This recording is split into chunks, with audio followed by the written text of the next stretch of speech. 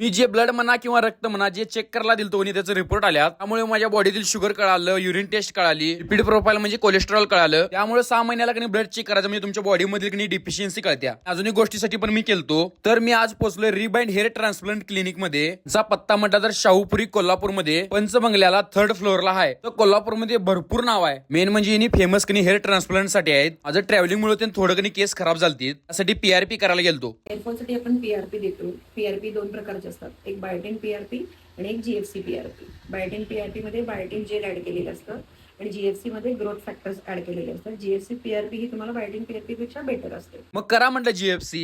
यामध्ये तुमचं ब्लड काढून घेतात आणि त्याच्यावर प्रोसेसिंग करून परत तुमच्याच केसामध्ये इंजेक्ट करतात. माझं काय केस गाळायला सोडा, खरं आधी मध्ये असं काळजी घेतलेलं चांगलं असतंय. मॅडमांनी सगळं व्यवस्थित केली, माझं मग झालं बघा एकदाच. एवढ्यातच साईडच्या रूम मध्ये हेअर ट्रान्सप्लांट चालू होतं बघायचं. यांची डेन्सिटी पण तुम्ही बघू शकता. म्हणजे ह्यांनी कोणतंही हानिकारक मेडिसिन्स यूज नाही करत. हे